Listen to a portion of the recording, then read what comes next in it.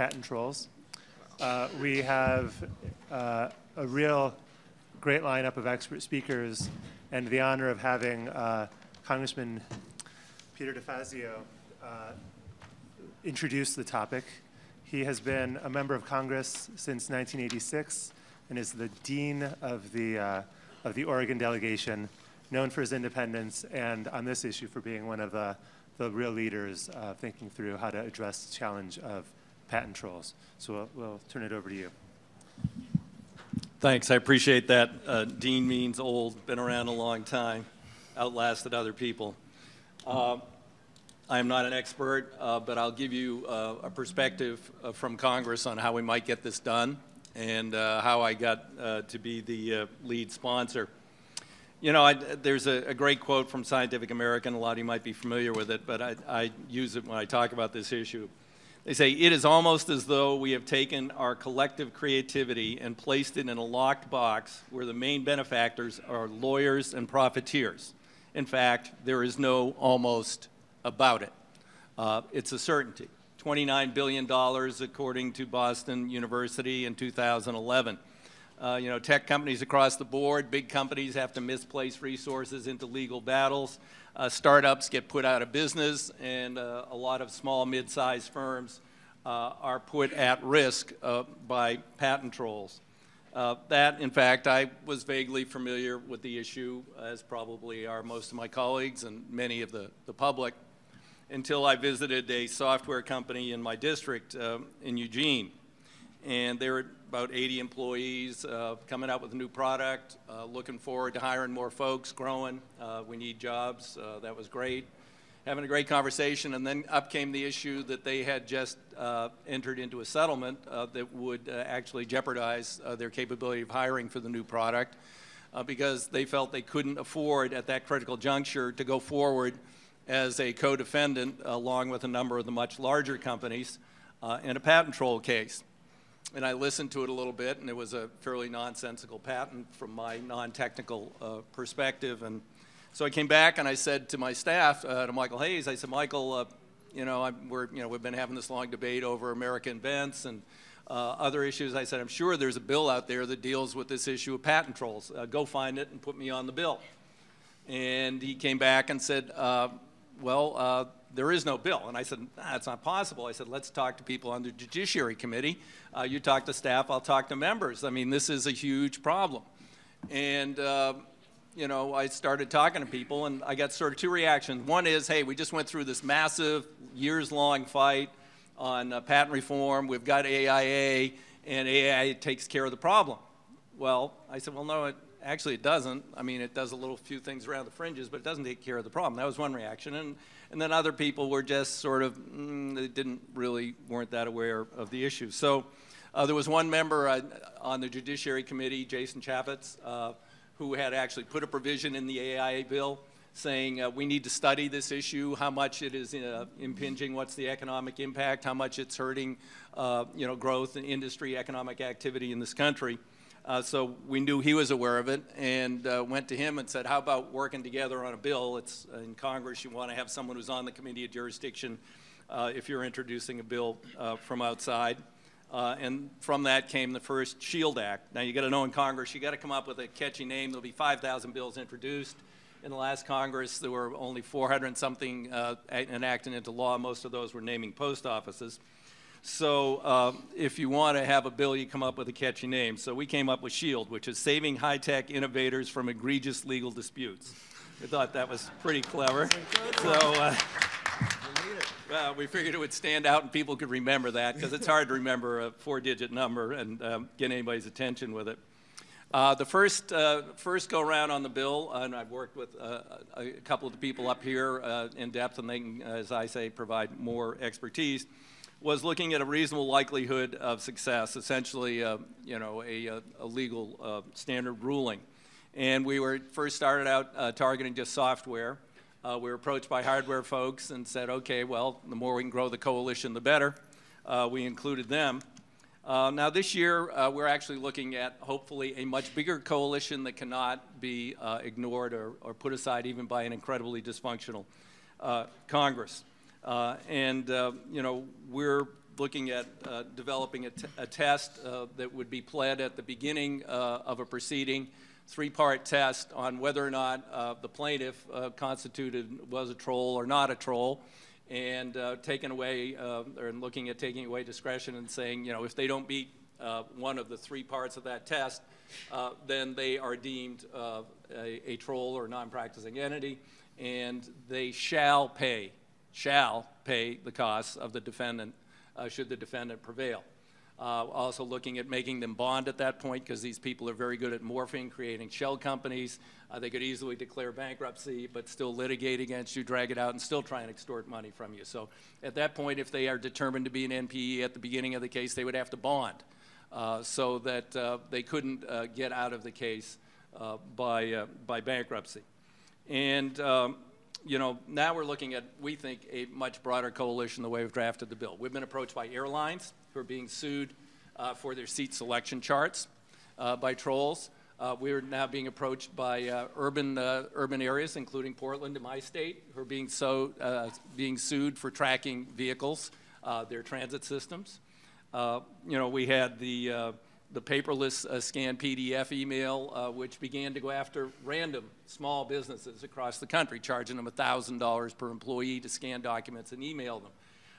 You know, we're seeing this proliferate, and this, I believe, can be the secret to success of getting the attention of the Congress. I'm going to give you a quick analogy here, and I'm going to shut up and you can hear from the experts. But early on in my tenure in Congress, I come from Oregon. We pioneered organic standards. The industry was just starting to grow in the early 90s, and they had a definable product, but there was no national standard. So Oregon had a strict standard. Idaho had no standard. Other states had no standard. So people could say, well, this is organic. It came from Idaho. It's organic. So we decided there should be a national standard, and to create a National Organic Standard Board, partnered with Senator Leahy in the Senate, and we developed a bill. The only problem was that the Democrats were in charge at that point, but the two senior people on the Agriculture Committee, both from Texas, were incredibly hostile to this idea. And I want to include it as part of the agriculture bill. So we built a coalition.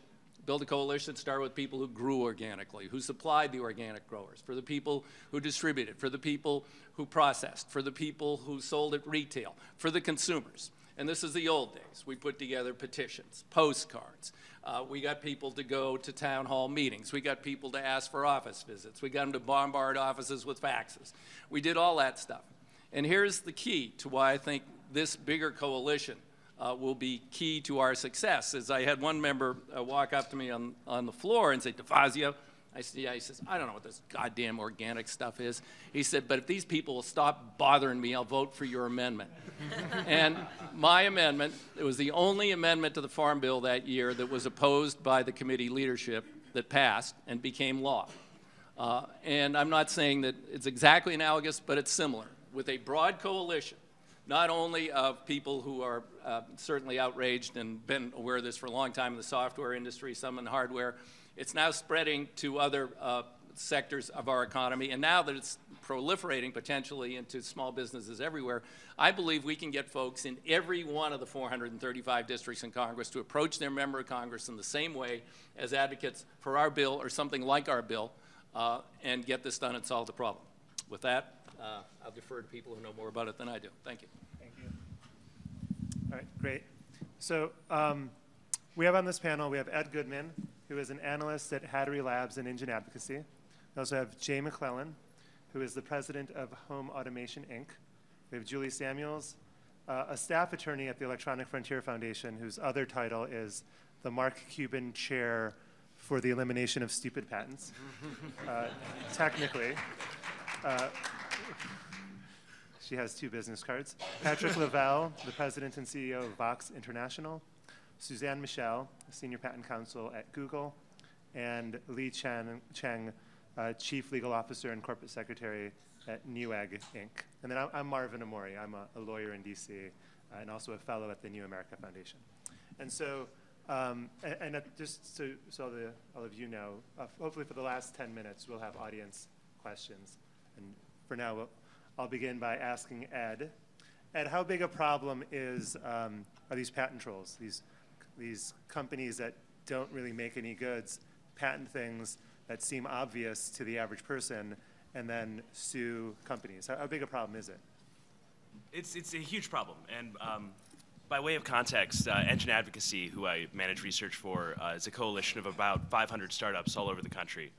So we hear a lot about the problems of patent lawsuits and litigation really slowing high-growth, high-tech innovators who are really, driving not only exciting new products into the market, but also creating economic value and creating basically all new jobs in the U.S. economy. So we see this as a two-sided thing. One is that it's an enormous problem that hits startups the hardest because while you hear frequently about billion-dollar settlements between Google or Apple or HTC or Samsung, it's a much bigger cost to small companies that are just getting started when they have to pay $2 million and spend 18 months defending themselves against a patent troll.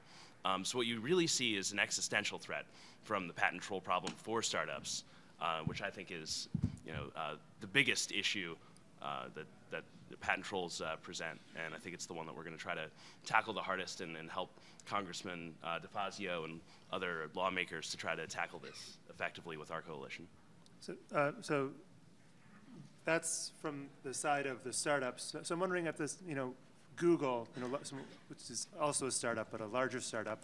How does and disclosure, I do some work for Google and love Google. How is Google affected by the patent trolls out there? Yeah, thank you. While patent trolls aren't the sort of existential threat to big companies that they are to startups, it is still a huge problem that in the end we have to remember is about consumers and about innovation. And let me give you a few numbers just to get a sense of how much this problem is really growing. In 2011, there were over 5,800 troll suits. That's 4 times more than in 2005.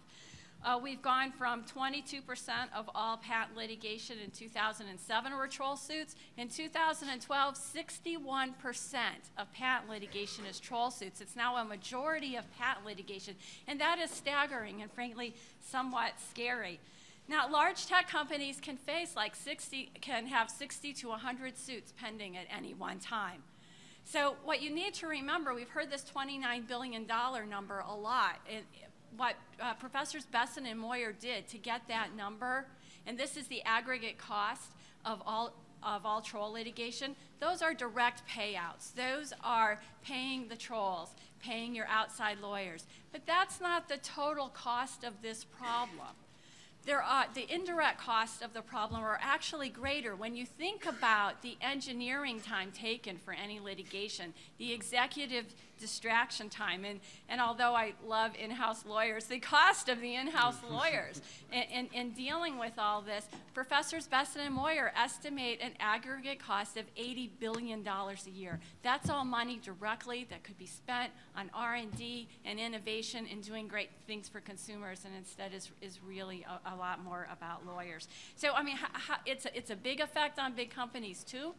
And I really appreciate the chance to be on this panel and to talk about later like how we got here and what we can do about it.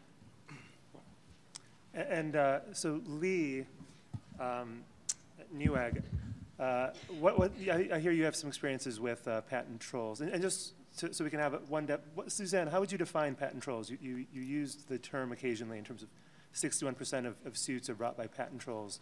What's the usual definition of a patent troll?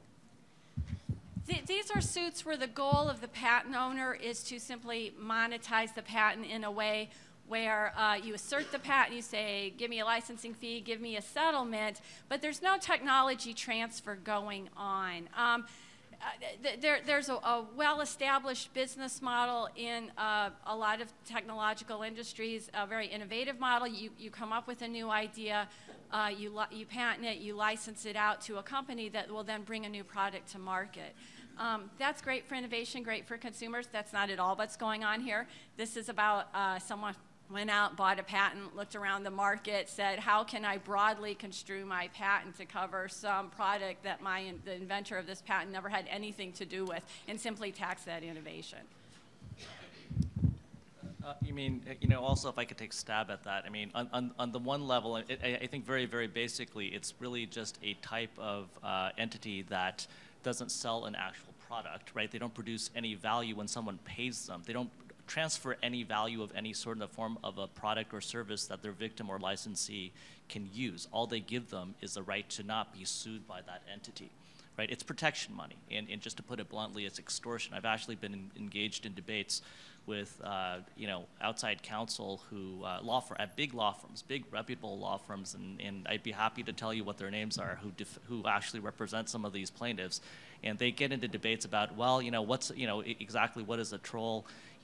We don't really defend trolls. We defend inventors and universities and whatnots. And I think very simply, I tell them I know a troll when I see one. I know a troll when they sue us. So at Newegg, I've been the chief legal officer or general counsel there for the past 7 years, and shortly after I joined, we caught our first troll suit. Had nothing to do with my joining, but I was very surprised because Newegg is a retailer. We're an online-only retailer, and the second largest retailer in the online retailer in the U.S. after Amazon. And I was thinking, why should we be sued on patents? Because we don't actually make anything. We purchase products, technology products, made by third parties for resale to end user customers. And then, I looked at what patents were being asserted against us, and it truly shocked me. There were people who were claiming that they owned the online search box. There were people who were claiming that they owned the checkout process or the shopping cart online.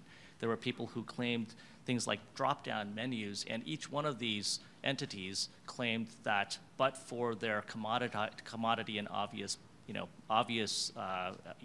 patent, we would not be a successful business, never mind the fact that there are probably millions of websites with the same commodity functionalities. And so they would drag us to court very commonly in the Eastern District of Texas or a couple of other venues where defense costs are very, very high, and juries and judges are somewhat friendly, notoriously friendly to plaintiffs. And it literally was an extortion racket. I mean, they would come in, they would essentially tell us that the cost of defense is going to be $3 to $6 million, which is the case when you hire big law firms, and we just want a discount to the cost of defense, and we'll go away. And on a tactical basis, it almost always makes sense, right? To sign that check.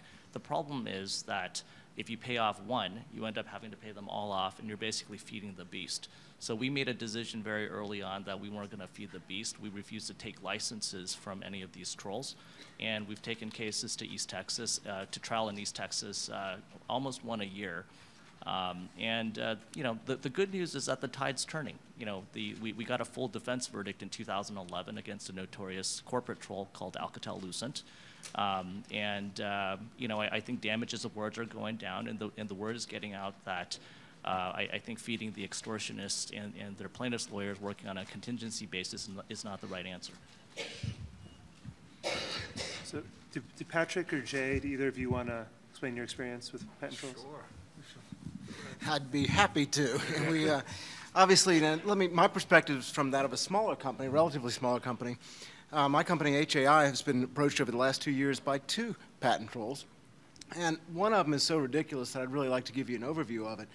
In 2011, a company acquired a 17-year-old patent that was going to expire 6 months later.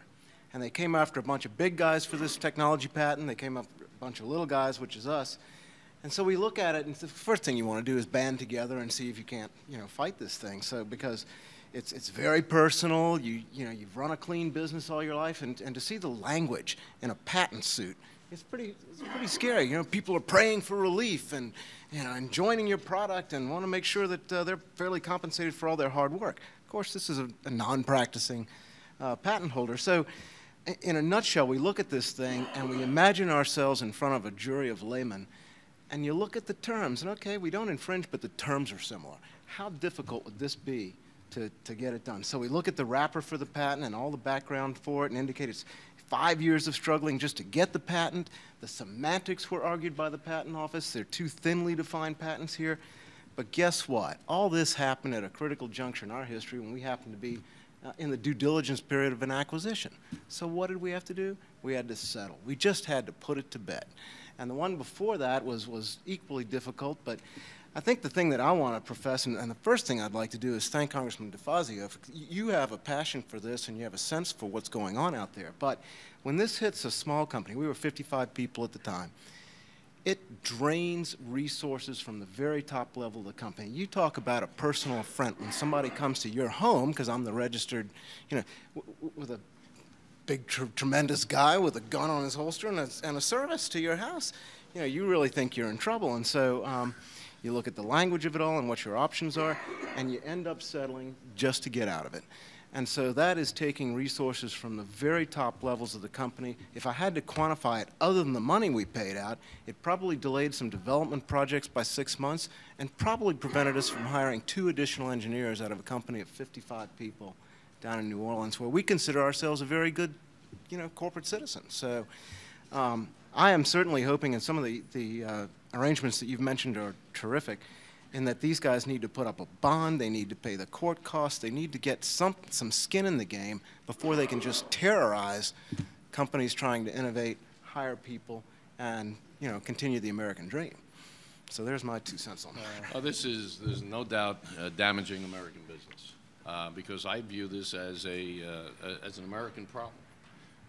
Our legal system allows this to go on, and it's American companies that get targeted. We're a mid-sized company, sales approximately $900 million, and over the last 10 years, it's cost us $25 million in either some sort of settlement to get rid of it or legal fees, and that's in a dollar amount. But as Susan says, and Jay just said, the resources required to fight these off, the engineering resources, the time for management and everything else, it just drains a corporation. And when you operate on an international basis, you're not playing on the same footing as somebody else, some other company who doesn't have these expenses, because these expenses end up in the cost of your product. The consumer ends up paying for this because you just can't absorb it. But it does make you and put you at an uncompetitive situation when you're dealing with companies that are not facing this type of problem.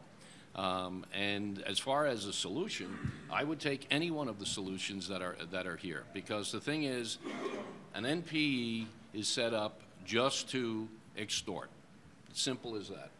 If you, I own 7 patents myself. I believe in inventors' rights. I think if you're an inventor, you can sue. I think if you're practicing the technology, you can sue. I think if you're in the business that uses that technology, you can sue.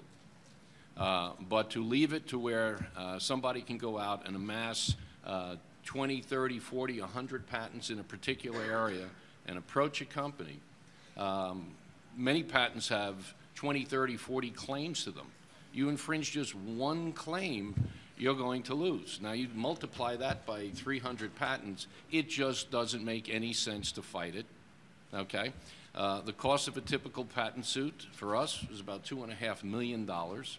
So if they come to you with a $20 million claim on 200 patents, the cost of putting that information together, going to court and fighting it, and then they turn around and offer a $600,000 or $700,000 settlement, as a businessman, you have no place to go. You've got to settle and move on, and that's the problem. So I just received a note encouraging us to speak into the microphones and more loudly. So thank you. So I want to ask Julie, how did we get here? How did this problem get so big? What about patent law has gotten us to this point? Thanks, Marvin. And first, I have to thank Congressman DeFazio for really being a leader on this issue. It's been just great. It's been great. So there are a couple things there are many things that got us here. It's particularly problematic with regard to software, of course. And if you take a step back and think about how software is different than many other kinds of traditional technologies, you can understand what we're talking about. So a patent, of course, we should probably take a step back, period, and talk a little bit about the moorings of the patent system, which are in the Constitution, which says that patents the purpose of patents is to promote the useful arts and sciences, right? They're to promote innovation. They're to benefit society. That is not what is happening. And it's not just companies who are really feeling this, of course. It's individuals. It's individual developers. It's hobbyists. They are all getting these letters from patent trolls. And it's not just the cost of lawsuits that we've heard about, and those are, of course, astronomical, but the patent trolls, they know just the right amount of money so that it doesn't make sense to go to court. They know what they're doing. They know just the pressure point to hit. And that's what's so dangerous. But okay, now to get to Martha's question about how we got here. So think about software. And think about the kind of R&D and the kind of investment one makes to develop software versus, let's say, a drug that needs to go through rounds of testing at the FDA, 3 rounds of testing, right? You need to build machines to produce the drug. You need to prove that it's not going to harm animals, that it's not going to harm humans, that it's going to be effective in humans. And this is not to say, of course, that it's not hard to develop software, but it's a lot easier and it's a lot quicker. So I think as a society, we need to think about if we want to reward those individuals with a 20-year monopoly. And I don't think we do. It makes sense with regards to drugs in some cases. It is often that there will be $1 billion of investment in a drug. And a drug oftentimes is covered by something like 20 or 30 patents. A technology product can be covered by 250,000 patents. So when you start thinking about the differences in the technology, you really understand why the one-size-fits-all patent law we have does not make sense with software. There are a bunch of other reasons too. Software particularly works with building blocks. You code something, I code on top of that, they all work together. But if you've got a patent on what I'm coding on top of, I can't do that. And that's really dangerous for innovation. The technology moves incredibly quickly. There's a huge backlog of patent office. So by the time a patent is granted, oftentimes the technology is obsolete. And that's incredibly problematic too, because then, we talked a little bit about how the trolls end up with their patents. And for the most part, the trolls are not getting patents. They're buying patents on the market.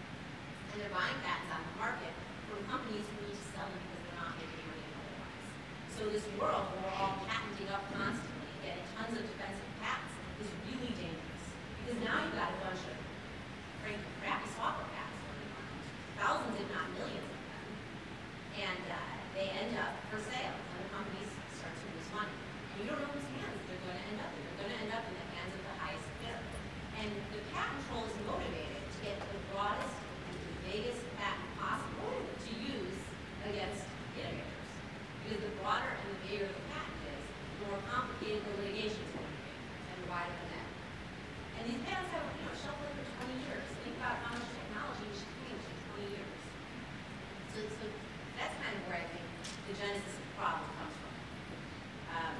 I think there are a lot of ways we can fix it, and I guess we'll probably get into that. Sure. Now. I mean, I think, Well, can I ask, I want to ask Suzanne, because you had brought up the point of, you wanted to mention how we got into it. Do you have any thoughts to add to Julie's of how we got into this problem? Yeah, absolutely. I will echo and support everything that Julie just said. The majority of troll litigation is software related, software business method patents on the internet, all of that kind of stuff. There's also a lot of troll hardware suits, but that's a big part of it is this software problem. And when the court said in the mid to late 90s, software and business methods are not patentable, it's widely acknowledged that we have seen since then a flood of really bad software patents issuing, and you can track the rise in the troll litigation with the rise in the number of software patents out there, and I really do not think that's a coincidence at all. There's some really serious problems of overbreadth and vagueness that Julie mentioned. I'll bring up one case, the Aeolus patent, which was the interactive web, and they sued everybody who had an interactive website. Google, JCPenney, Frito-Lay, Playboy, I mean, you name it. This is the kind of patents that are out there that are really a huge problem that we need to deal with. There are some other sources of the problem. In a lot of ways, trolls are a symptom of a disease that permeates patents in the tech industry. And you've heard some mention of it, the high cost of litigation, which makes assertions for nuisance value a good business model.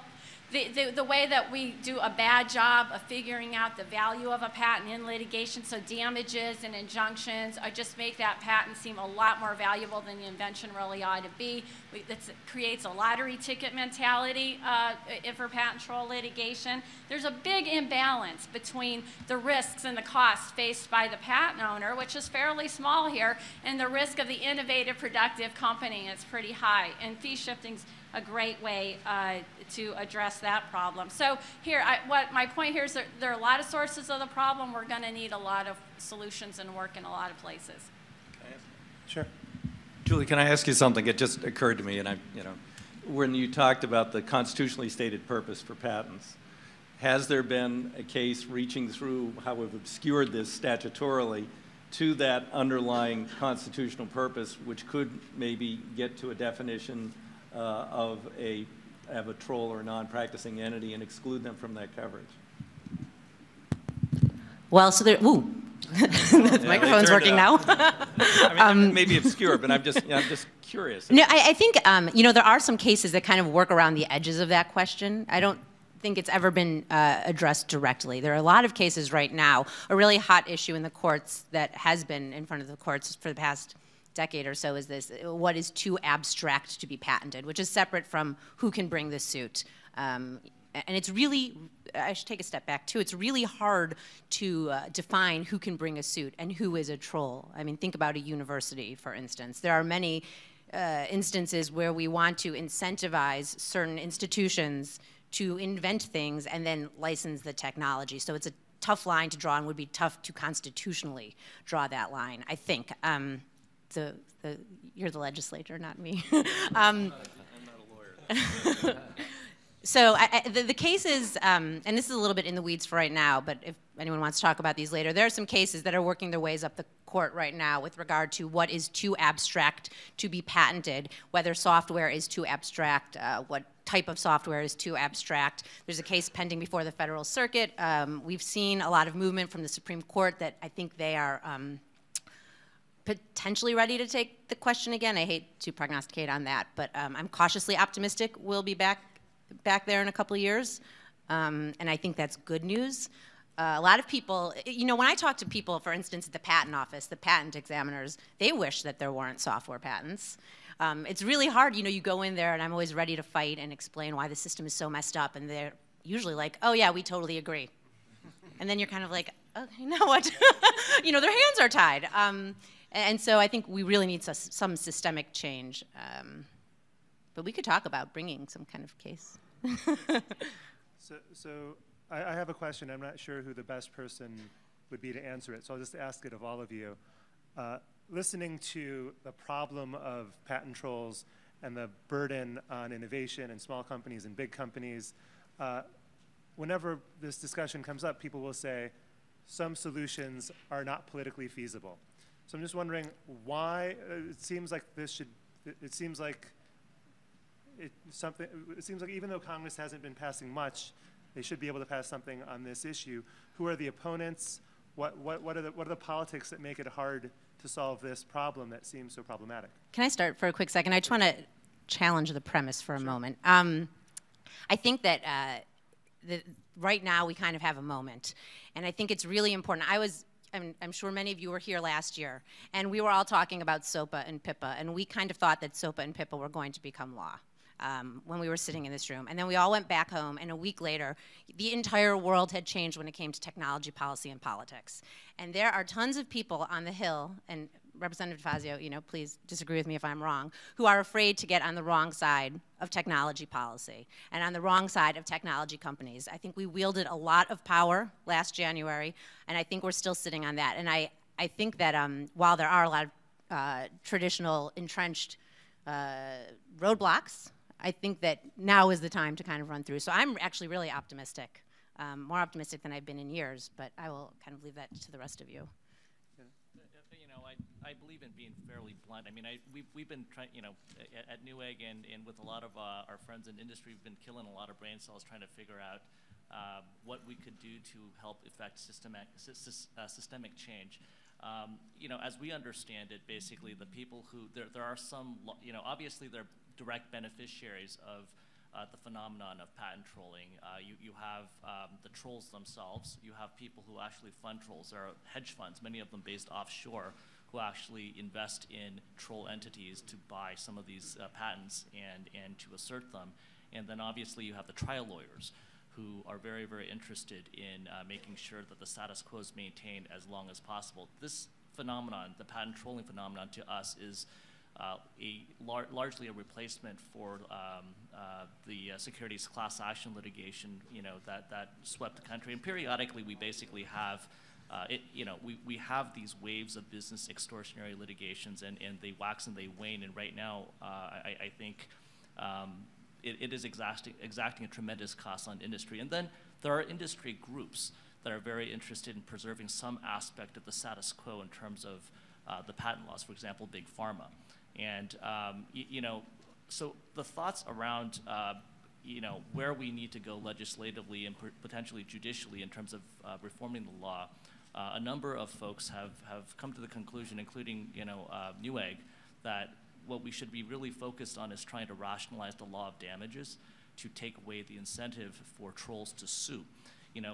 Rather than battling over what exactly is patentable subject matter. I mean, we certainly have our hopes that, for example, business method patents at some point or software patents at some point will, or software will not be patentable subject matter for various reasons. But rather than get into that fight, if we can focus on rationalizing the law of damages to recognize the value of entrepreneurship in addition to the value of invention, purely, I think defined as being able to put an idea down on paper in legalese and filing it at the USPTO first, right?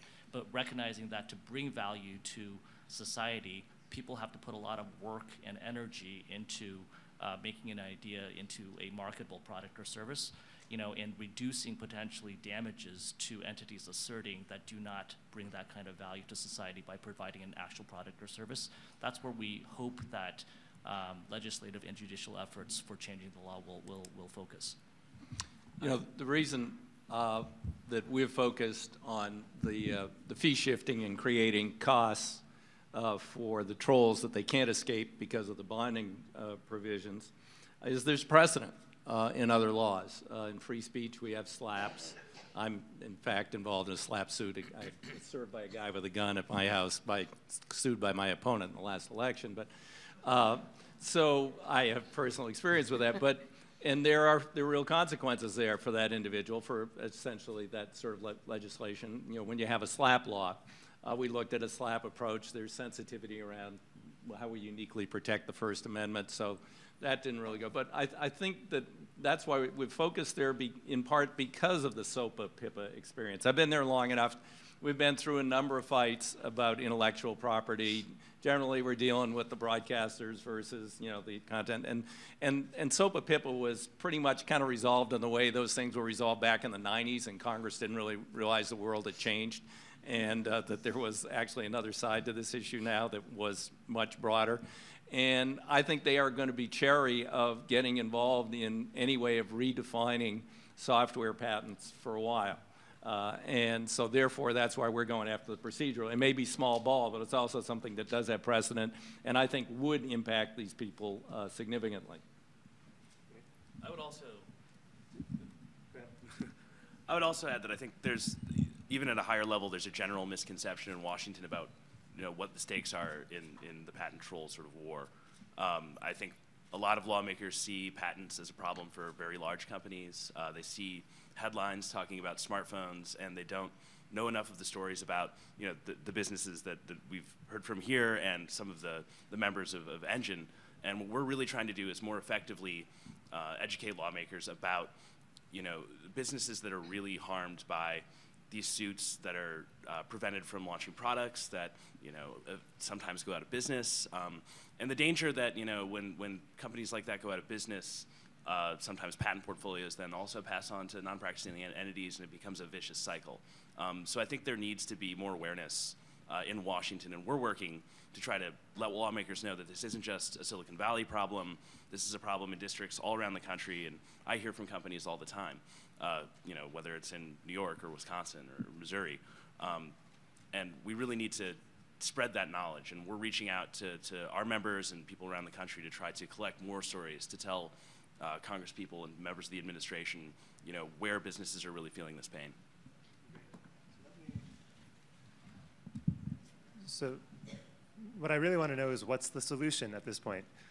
So I actually want to hear from all of you on what you think the solution might be. If you'd like to, we can just go down the line, beginning with Lee or Patrick, would you like to begin? Well, the, Okay. the thing is that, you know, with all the other alternatives out there, whether or not it's a loser pay situation,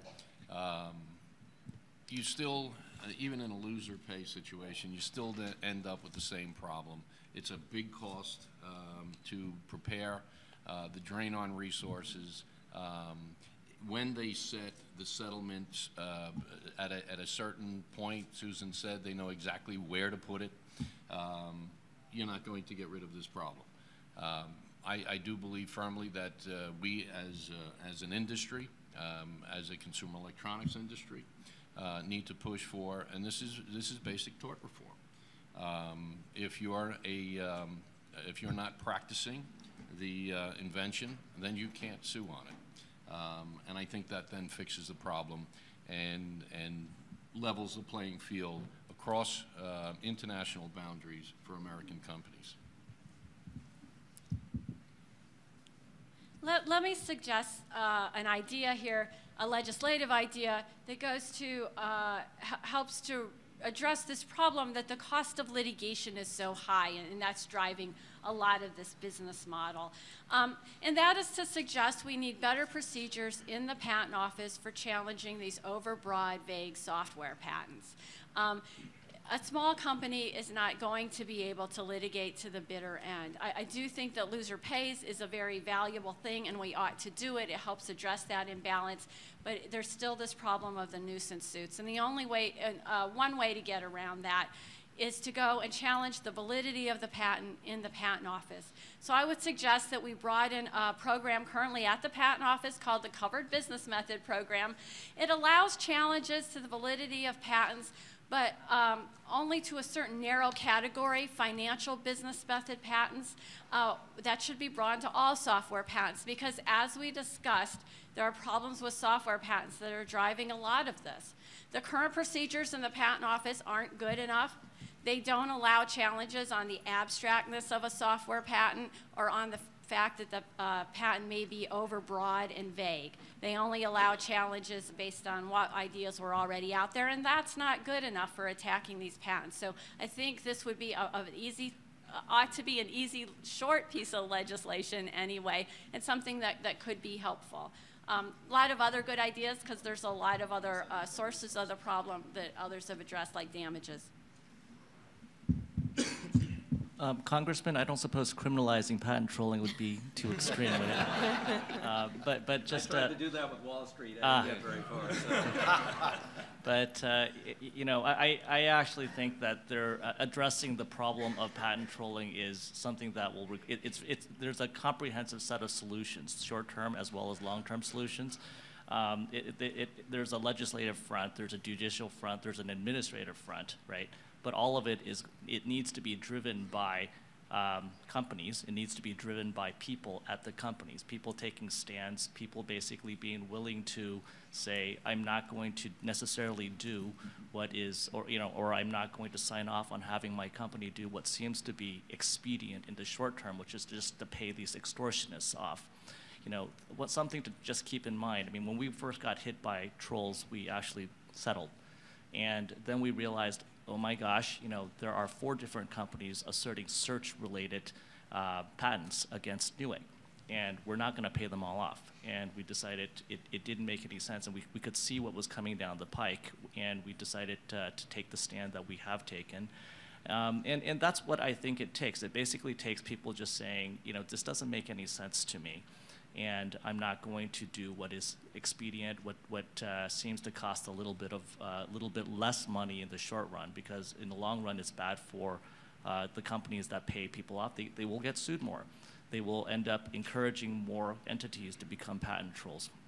And so there are many things that could be done, you know, legislatively. We happen to believe that, you know, targeting the law of, rationalizing the law of damages is probably an area that should be focused upon. There are many procedural things that can be done and have been discussed, and there are some administrative reforms that are also necessary. A lot of patent trolls are using forums like the International Trade Commission, right, as an alternative, as federal courts, even in East Texas, and juries have started to rule against and hold against patent trolls.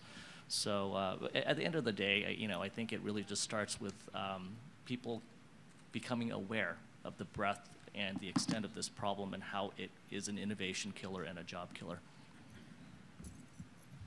Yes, I'll go down this way. So I think there's a lot of debate over whether we should have software patents or not. I think that's a really important debate. I'm ready to have that debate. But where I really want to end up is a world where software patents are just out of the way of innovation. Whether they exist or not, just get them out of the way of innovation. And so, I think that there's a legislative component, which we've talked a lot about today. There's a big component in the courts that I spend a lot of my time working on, getting involved in cases where these legal issues are coming up. But we also haven't really talked that much about this kind of garden of self-help remedies that's really been growing lately. I think this is a really important piece too. So I'm just going to talk about that for a minute. There are a lot of for-profit and non-for-profit companies who are kind of working in the world of defensive patenting, if you will. One of the things we've seen that's really interesting is Twitter's IPA, their Innovator Patent Agreement. I forget the name right now, I'm sorry. But it's the IPA, and essentially what that is an agreement that Twitter signs with its engineers that it will never use those patents offensively. It will only use them defensively in a lawsuit if it has to. And that's a really important promise, because the other thing we haven't talked about is that software engineers hate software patents. And they don't want to get them, but they feel like they have to. And they've got pressure from their legal departments, and it comes from the top down. So that's one tool. Another tool is right now in academic form. It's called the Defensive Patent License. I believe the website is defensivepatentlicense.org. But if you just Google Defensive Patent License, and it's almost like an answer for people who feel like they have to get patents, but they don't want to have to use them offensively, so everyone would kind of join a pool. We've seen a little bit of this in the open source world, but this would be a more general program that would allow people to license their patents freely and not use them offensively against each other. And we're seeing a lot of this, and this is good. It's good from a practical perspective. It's good from an advocacy perspective. And it's really exciting stuff. So I just kind of wanted to throw that out there. I think there are a lot of solutions. I don't know if there's one silver bullet. I think there are a lot of things that can get dangerous software patents and consequently dangerous patent trolls out of the way of innovation. And that's really just where I think probably a lot of people up here and in this room hope that we end up. Just have two quick things I'd like to mention. One is I have the honor of being chair of the Consumer Electronics Association here. Pat Lavelle is the vice chair. And this issue affects so many of our members that it's bubbled to the surface. We've always looked at it, but CEA will certainly devote some effort to it as well as to what is the best solution and help to promote that solution in Washington. So the gentleman in charge of our legal affairs at CEA is Michael Petricone, and you can find him at ce.org, which is the CEA website. So if you have ideas or personal experiences that you think can help this cause, by all means, please contact CEA and let them know of your involvement. And secondly, just on a personal level, our case was a 17-year-old patent that was set to expire. So somebody went and looked back and said, I wonder if there's anything under a rock that we can stir up here and create trouble with. And that's what happened to us. So I think at some point, these things, if there's been no activity on a patent, they have to decrease in value somehow to keep this from happening to other folks. So my 2 cents. Yeah, I agree with a lot of what's been set up here. I think in the near term, we really do need procedural and damage reform. I think that's pretty obvious in terms of curbing this problem in the near term. I think in the longer term, we really need to think about how the patent system can get back to what it's intended to do, which is to boost innovation. Just as an anecdotal example of this, one of the entrepreneurs we work with in San Francisco used to work for a very large technology company in the Valley. He has a couple of patents from that experience, so I decided to walk him through, one of these software patents, and we got to page 20 of 45 or something, and he just gave up because he said, I don't know what this does. And if the system isn't benefiting the people who are actually making the technology or helping them better understand what they're making, it's really just a system for lawyers and for litigation. I think ultimately we need to think about ways to make the patent system in the long run more beneficial for people who are creating valuable technology or valuable things generally in a way that people can use it as a resource as they once did to gain information about creating new things and to learn. So I think it's sort of a two-prong solution, but that would be my take. Great. Can I just say one more quick thing? Sure. I just want to really quickly pile on for a second that the element of community building is so important, and we're working really hard on doing that, and I think a lot of people up here are. So anyone should, feel free to reach out to me too. I'm just julie@eff.org. There are a ton of us who are trying to work together in this space and build a movement, and I think we're getting there. So I just wanted to make a quick plug. Thanks. Great.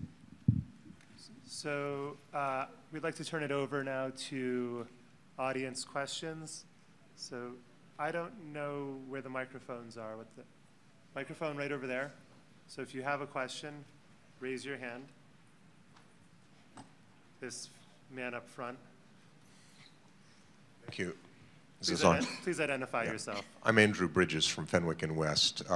I'm sympathetic to all of the viewpoints expressed here, but I wonder if there's a little bit of a distraction from the nomenclature, because I'm concerned that in our IP debates right now, as in our political debates, we're using certain labels such as trolls, rogue websites, pirates, things like deadbeat dads.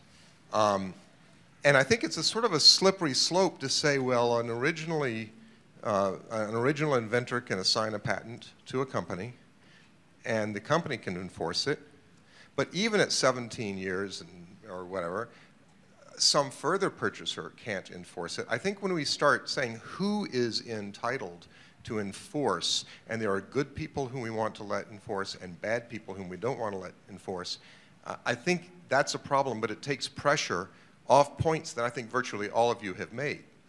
It's not fighting patent trolls, it's fighting bad patents, it's fighting an inadequate examination system, it's fighting a damages or remedial structure that allows these consequences to happen. It wasn't damages that caused, the prospect of damages that I think caused RIM to pay out, what was it, $600 million on the BlackBerry? It was the threat of an injunction, and that was before eBay-Merck exchange.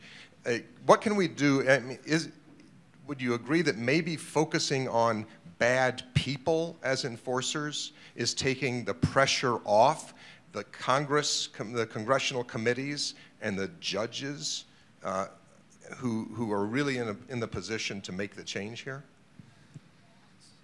Well, I mean, look, the Patent Office is woefully underfunded, understaffed, 600,000 patent backlog. We're going to have a major change in March with AIA, potentially a whole new flood of patents because of the change in the standards. And, we need to be thinking about that too. But I'm in Washington, D.C. now that is obsessed with cutbacks. So if we're going to talk about that, we'll probably have to look at the FDA model and say, okay, well, the companies got frustrated because they couldn't move new products to market. So we created a system where they could begin to partially fund the FDA to hire examiners to look at those sorts of things. Maybe something along those. Yeah, the Patent Office is part of the problem. I mean, a lot of these patents never should have been issued, but they are just, I mean, and Julie and others have spent more time there than I have, but I mean, these people are just bombs. And so, yeah. I would also say one other thing, why I think this is an important time to work on this, and to go to your question and your comment, Andrew, which is well taken, is that for the first time in a really long time, patents are making good TV.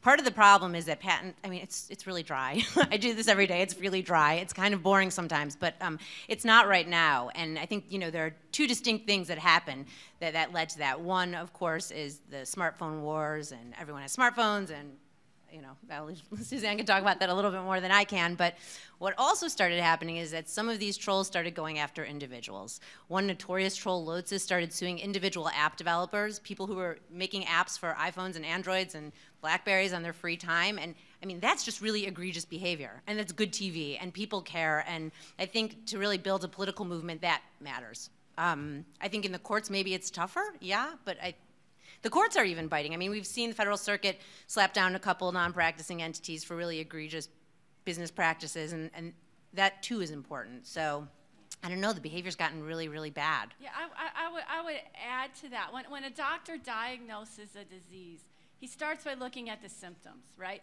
So when we talk about trolls, it's not because we want to talk about bad people, but because we really need to understand the symptoms of the disease. And those symptoms are telling us that the patent system is not fulfilling its goal of promoting innovation in the high-tech space. And once we understand that, we do need to dig into root causes and address root causes, which I think is your point, and I would agree with that. I would actually just say no. I mean, I don't agree with you. I mean, I think that the fact that we are labeling bad enforcers, right, for engaging in bad activity is not mutually exclusive to being able to do something substantively about it. And if labeling them something like, labeling them trolls or calling them cancers, it gets the job done, I'm all for it. So we have another question up front. Yeah, I had a question following up on responses here, and great presentations and great ideas, actually from all sides. We want to be careful we don't throw the baby with the bathwater. I think that's the key here. There are a lot of outliers, somebody going and suing somebody who's a hobbyist. Those are certainly, we see outlying incidents a lot of times. But what is key is recently Carnegie Mellon, one of the most reputed engineering institution in the world, Unix, a lot of Apple's operating system came from there, which we use today, and has helped increasing everybody's life today. And all of the products that every one of your companies creates also improves everybody's lives today. My son was saying, why should I study calculus? I can just copy things. People in China do that all the time. I would rather learn how to sell and starting a lemonade stand and forget about this. Every single company spends 35% on sales and marketing and 10 to 15% on R&D. And this is not fair. And then we see Carnegie Mellon suing Marvell, which is considered to be a very reputable company too, and the damages were $1.17 billion. Now the question comes to Mr. Ching's point is there a problem with the damaging system? Now, I don't think anybody can argue that there was a bad patent granted. But the question is, and then there was a willful damage kind of issue where the penalties can go up by 3x. Somebody thought 600 million was a very big number, and this was just this month. 1.17 billion is not a small amount, and that is a 3x penalty on top of it. So, I'd like to see if we look at things a little bit more broader than try to narrow it down. Okay. Can I really quickly say something to that? I just think that while those points are valid, I've seen no proof, and I don't think any proof really exists in many of these instances, that the patents are what incentivizes the innovation, especially when we talk about software. So I think as a society, we need to take a step back and think about what it is that really incentivizes the innovation. I don't think it's the 20-year software patent. I don't think that Apple wouldn't have made an iPhone if it couldn't have gotten a patent on rounded corners or slide to unlock. I just have a really hard time believing that's the case. So I don't think software patents are the answer. Okay, so we have 1 minute left and 2 people with microphones in their hand. So go ahead and ask the questions, and then we'll see if we can. Yeah, hey, just a quick comment. I'm Matt Krupnick with Dell, and first I'll say we are a target of patent assertion entities and a strong advocate for reform. But as we talk about solutions, we should also recognize the new trend that Lee mentioned real briefly in the ITC, where these trolls are now, instead of bringing cases in federal court, where there have been some reforms, especially in the Supreme Court, going to the ITC, where the only remedy is a ban on imports. And by the way, there isn't a analysis of valuation at all. So as we come up with the next area of reform, let's make sure we're not continuing to squeeze the balloon and just take them to an even worse venue. So there's one other person with the microphone. Hi, Jonathan Bose from England. I think that the patent isn't there to incentivize the innovation, or from my point of view, as an inventor. It's so that I can get paid for this innovation, but the cost of innovating future innovations, that's what I'm wanting to be rewarded for. So it's not, I think you're missing the point in saying that, yes, you wouldn't have done it. I mean, if you're, Apple can make, once you're at a certain size, you can bring the money in and you can innovate. But if you're a small one-man startup, unless you've got some coverage so that your innovation isn't robbed by other people, then you're stuffed. So and then you had a question as well. I think we're sort of getting into the comment phase, but if you'd like to go ahead and ask a question or comment. It is a question, Okay. and I probably somewhat of a devil's advocate question. I mean, we're focusing on, or often the debate focuses on bad patents, but there are also good patents asserted by bad actors, which I think is probably the hub of the patent troll debate. And I just wanted to know from you guys, both startups and large companies alike, what is the process that you go through to ensure that you're not infringing patents? And if I can just clarify before you guys answer, I don't think anyone has proposed a solution that would simply target specific entities. All the solutions have been with fee shifting, administrative, and for patents across the board. So if anyone would like to answer any of the questions or comments. And we also had some questions from Twitter, but I think Julie answered them when she explained non-legislative, non-litigation proposals. But that was the #1 question on Twitter, so you anticipated it. So anyone would like to answer any of these questions? You know, what does Google do to make sure they're not violating patents? What do any of these companies do to make sure? Well, our engineering groups are broken down in the different disciplines that they work in, and they're quite familiar with the patents that exist in the product areas that they're working in. We do patent searches. We have a complete patent office that looks out and is proactive, but it is very, very difficult to keep up with the patents that are coming out, and really, at the end of the day, it's, the patents that exist, the ones that come after, you don't know, but you can still infringe them because the dates go back. So it's almost impossible to really determine if you're free of infringement. I'm going to answer that question from the perspective of my last job, my pre-Google job, which was I was at the Federal Trade Commission, and we did a study of the patent system. And what we learned and heard a lot there is that there's a complete breakdown of the notice function of patents in the high-tech industry. And a major reason is the huge number of patents, right? We've heard 250,000 patents covering a smartphone. You know what, if it's 10,000?